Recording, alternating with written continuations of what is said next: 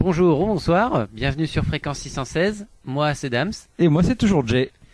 Alors aujourd'hui un petit podcast assez spécial, c'est la première partie d'un podcast en deux parties. Exactement. Sur Star Wars. Voilà, ça va être vraiment le gros événement de fin d'année, donc je pense que, on a pensé surtout qu'en deux parties c'était pas mal, surtout que pour ce qu'on voulait faire, deux parties c'est amplement suffisant, c'est vraiment ce qu'il faut faire quoi. Exactement, donc voilà, on va vous parler de plusieurs petites choses qui gravitent autour de Star Wars avant ce 16 décembre, sortie nationale.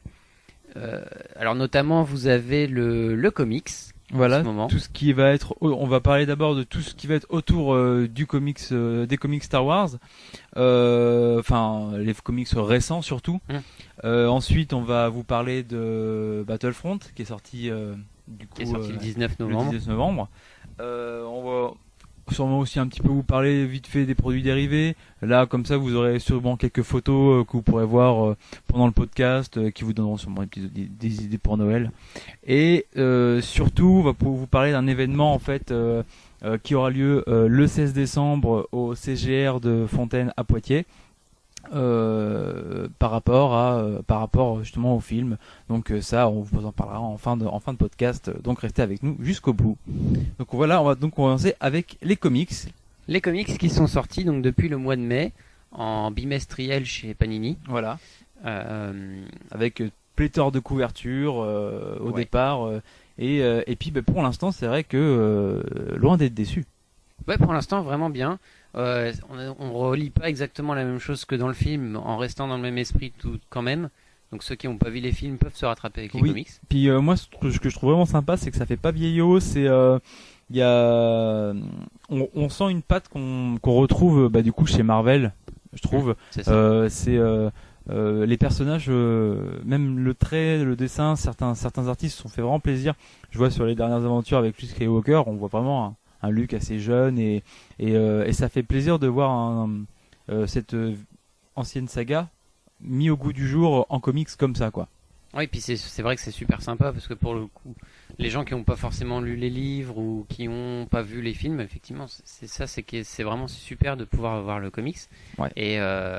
Et en plus, ça suit une belle évolution parce que pour l'instant, on parle pas des nouveaux, mais on sent qu'on y vient petit à petit, notamment avec le dernier. Oui, exactement, c'est vrai. On va vous faire un bref résumé de ce qu'on a découvert pour l'instant dans ces comics. Du coup, en premier lieu, on a vu surtout Luke Skywalker en personnage principal, bien sûr, qui on vous racontera pas pourquoi, mais a rencontré Dark Vador bien avant sa rencontre dans le film. Donc, ce qui est assez troublant mine de rien. Effectivement, un détail qui n'est pas dans le film, mais qui colle quand même. Oui, voilà, ça peut coller totalement avec la continuité, mais du coup, c'est vrai que ça apporte un petit plus. Alors, certains aimeront, certains n'aimeront pas. Moi, je trouve que ça va très bien dans le truc, quoi. Oui, tout à fait. On apprend plus de détails sur l'univers en lui-même. Hein. C'est vrai que les petites excursions de Luke, donc, comme tu disais. Pour retrouver retrouver ses traces à lui, essayer de se former en Jedi. Quand on le voit partir dans un des épisodes en X-Wing, on sait qu'il va directement voir Yoda, mais en fait non, il fait un petit détour et ça peut totalement s'inscrire dans la continuité sans problème. Tout à fait. Ça peut être des scènes coupées du film. C'est ça. Et ce qui est bien d'ailleurs aussi par rapport à ces comics-là, c'est qu'il faut savoir qu'à la base, on avait le droit à 2 épisodes de Luke et 2 épisodes de Vador, je crois, par bimestriel. Et c'est des limites. Là où s'arrêtait l'histoire de Luke, commençait l'histoire de Vador, et c'était complètement lié. C'est pas comme dans un récit Marvel ou dans un kiosque Marvel où vous avez plusieurs histoires qui peuvent être qui sont complètement pas du tout liées. Là, à la suite de cette rencontre, on voit Vador du coup se rendre compte que ce jeune homme qu'il a rencontré a la force et donc engage des mercenaires Boba Fett et un Chewbacca noir. Un Wookie noir, je sais plus son nom, mais qui est bien classe, bien badass. Très très classe, vraiment très classe. Donc oui, comme tu disais, il y a la série Vador effectivement. Hein.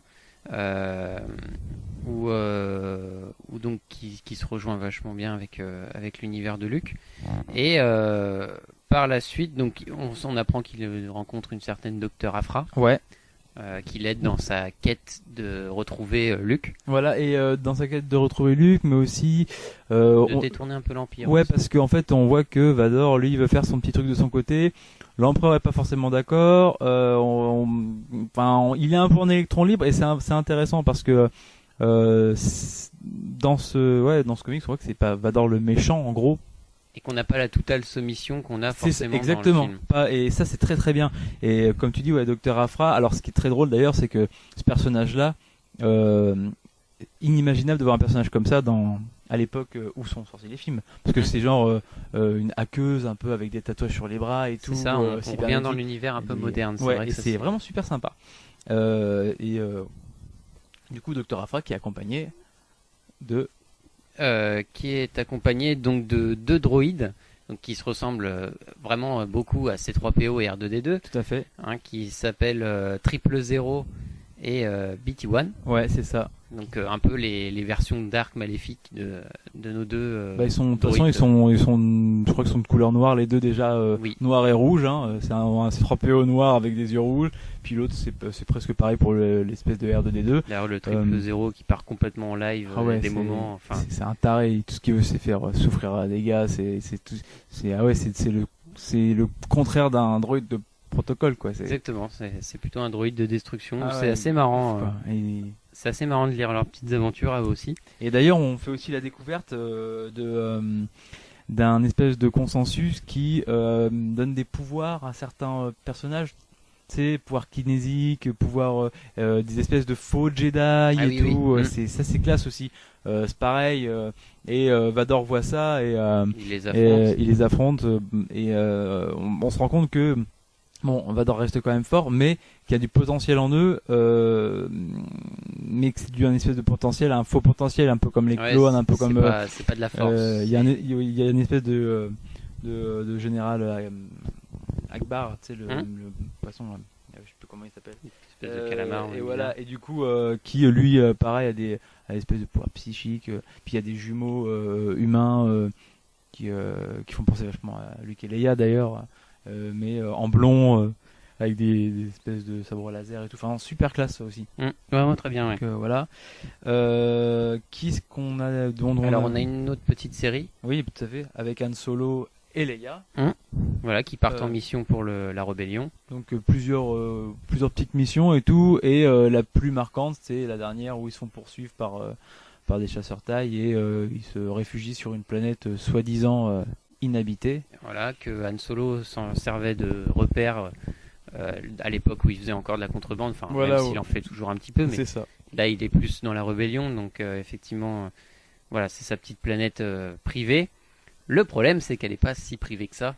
Non, pas du tout, parce que du coup débarque au moment où tout semblait tranquille, une femme fort séduisante qui ressemble à une bonne chasseuse de primes et qui se présente comme Sana Solo, la femme de Han Solo. Voilà. Donc on vous en dit pas plus, même si on en sait un peu plus. On essaye de pas trop vous en dire. On en dit un peu quand même, mais on vous donne un peu l'eau à la bouche quoi. Donc ça c'est super. Et du coup. Et puis du coup il y a une nouvelle saga effectivement. Sur les mémoires de Obi-Wan qui sont inscrits dans un petit journal que Luke trouve dans son... Enfin, qu'il a même failli se faire avoir par Boba Fett dans la taverne de Ben.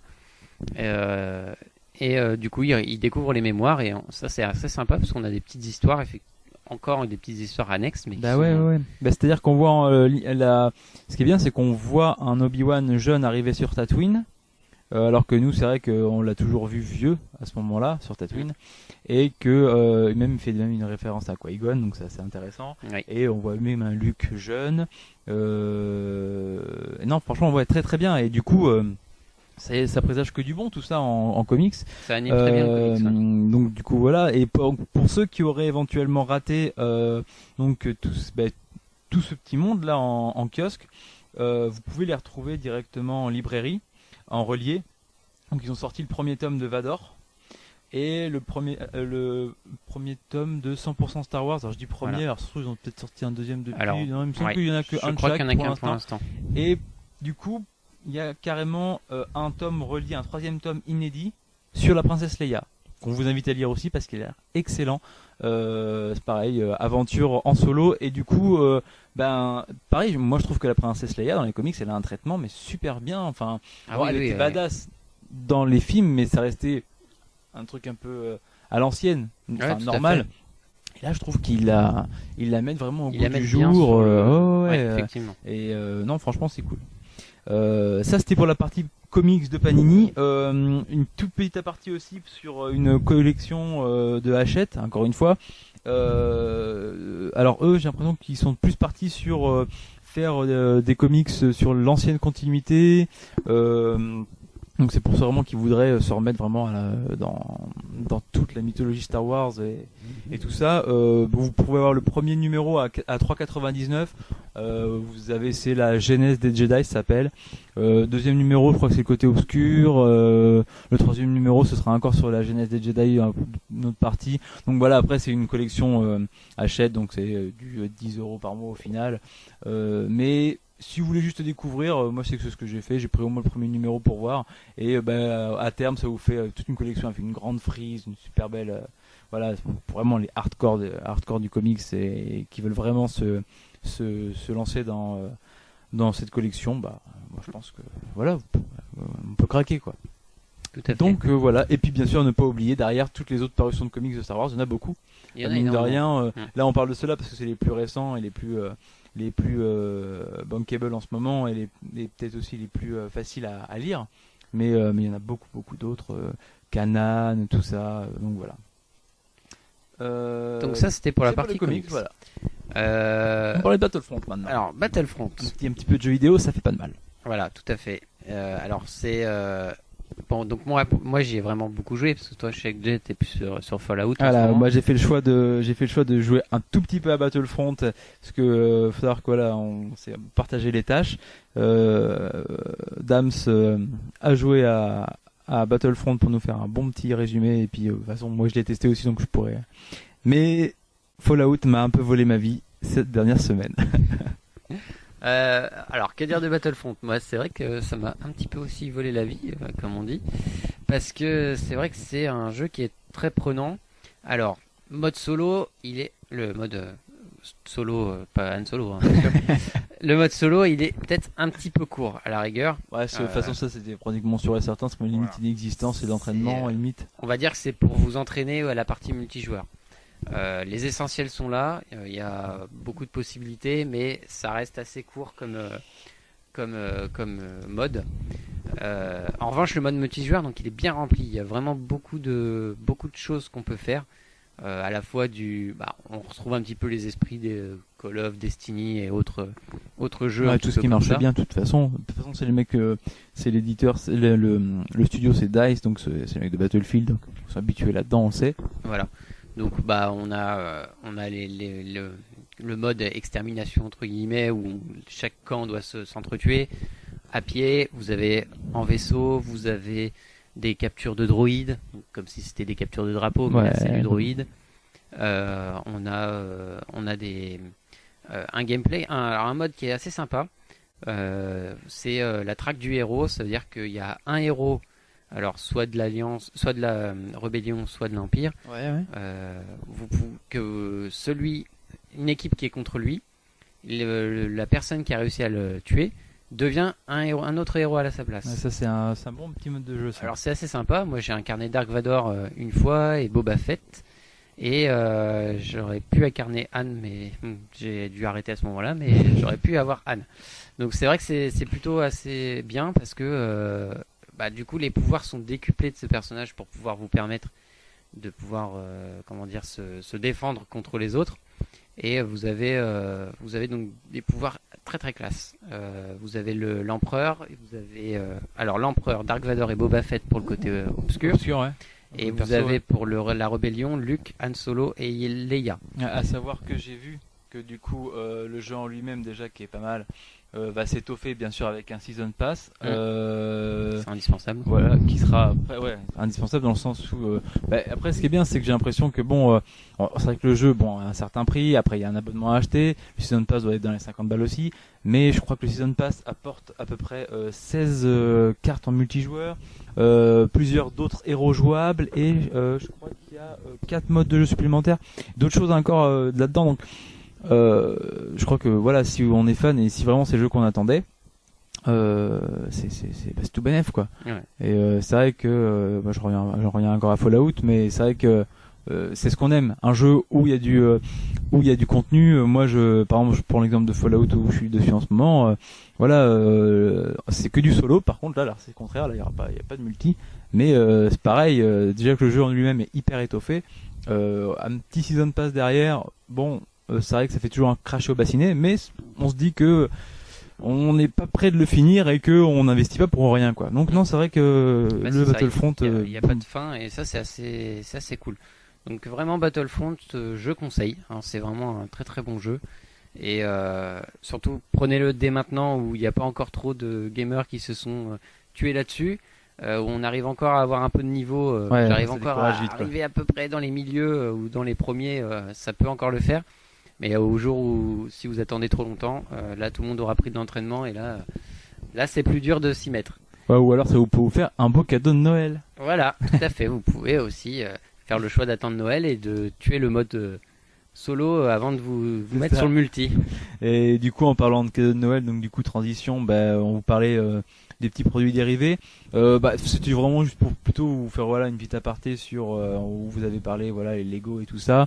Bien sûr, les Lego Star Wars omniprésents en fin d'année. Oui, tout à fait. Dans les produits dérivés, on mettra des photos de certaines de nos j'allais dire création, non, construction pour le coup. Du coup, en parlant de construction, justement, il y a les Lego standards, mais il y a aussi les constructions, comme ils appellent ça, les personnages qui sont super classe aussi. Là, on a Grievous, Vador, Jango Fett, Luke, Obi-Wan et puis Cody de Clone Trooper, pardon, qui sont sortis.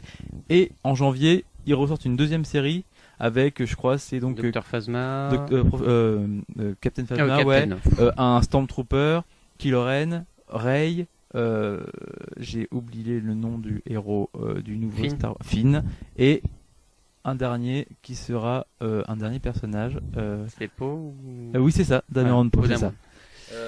Du coup donc en Lego on le savait déjà, en pop Star Wars en pop il y aura toujours il y a que de ça, et puis qu'est-ce qu'il y a d'autre en petit, vous allez sûrement avoir, il y a plein de petits quiz qui vont sortir, des petites boîtes de quiz en fin d'année, des petits trucs comme ça. De toute façon on vous postera des liens, on vous postera des photos sur les produits dérivés à venir, des belles figurines aussi, on a vu que certaines vraiment magnifiques, donc voilà, c'était le petit point goodies du podcast, et donc du coup on arrive à un des points les plus le plus important de ce podcast, hein. Pourquoi on va faire un podcast en deux parties, c'est parce que première partie on va parler donc de ce qui va suivre. Et la deuxième partie sera donc après cet événement, parce que c'est donc l'événement. C'est l'événement Star Wars, donc au CGR de Fontaine-le-Comte à Poitiers. Donc en fait, c'est-à-dire qu'on est partenaire de cet événement qui est organisé par la Jawas Cave et le Donjon de l'Android. Donc nous on est partenaire entre autres. Du coup, ça aura lieu donc le 16 décembre, bien sûr. Sortie de Star Wars. Voilà, à partir de 10h. À partir de 10h, l'heure où le film commencera à sortir dans les salles. Du coup, alors vous allez avoir pas mal de petites choses, ça c'est assez pratique. Pratique. C'est assez sympa, on va avoir une petite journée dédiée à Star Wars dans le cinéma. Tout à fait. Normalement, ça va être va être complètement retourné le cinéma. On va être dans le vaisseau spatial, quoi. Non, peut-être, mais en tout cas, ce sera du cosplay dans tous les sens. Logiquement, animation. Donc animation autour de Star Wars. Il y aura du déguisement, donc on vous dit du cosplay. Nous, on y va cosplayer. Exactement. Je pense qu'il y a beaucoup de monde cosplayer. Démonstration, donc logiquement, il y aura peut-être des combats de sabre laser. Combats de sabre laser, ouais, donc ça pourrait être cool. Il y aura aussi. un BB-8, des courses de BB-8 qui seront organisées. C'est vrai que ça va être bien, ça aussi. Maquillage pour les plus jeunes ou pour les plus d'ailleurs. Il y aura du maquillage. Si vous n'avez pas de cosplay, bah voilà. Si vous voulez vous faire maquiller en Dark Maul ou en Jar Jar Binks, après libre à vous de vous faire taper ou pas. Hein. Il y aura des cadeaux. Il y aura des cadeaux et ça c'est important. Voilà. Parce que il y aura des petits cadeaux. Donc faut venir pour les cadeaux.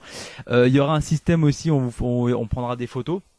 Des photos normalement si tout se passe bien ce sera des photos comme si vous étiez une figurine de Star Wars.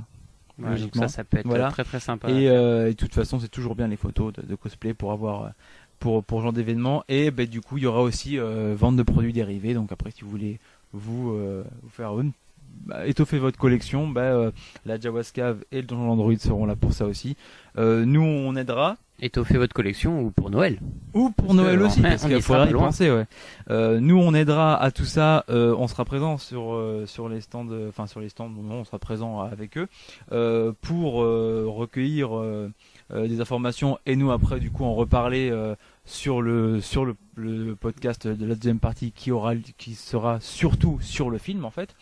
Et on sera là et on prendra les photos qui nous permettront aussi d'animer le visuel du podcast. Donc et puis je pense qu'on va être surtout en mode kiffance quoi. Exactement, Star Wars quand même. Voilà, ça faisait 10 ans qu'on attendait ça. Donc, exactement, et puis voilà, donc et puis c'est aussi pour nous la première fois qu'on est partenaire d'un événement comme ça. Et pour nous qui commençons, c'est plutôt cool. Quoi. Donc, voilà. Exactement. Alors venez nombreux. Hein, surtout. Venez nombreux et puis voilà. Donc ça clôt cette première partie sur Star Wars, ce premier podcast sur la première partie Star Wars. J'espère que ça vous aura plu. Nous en attendant, moi je retourne à Battlefront pour ma part. Puis moi je retourne à Fallout 4. Allez, bonne journée. Salut.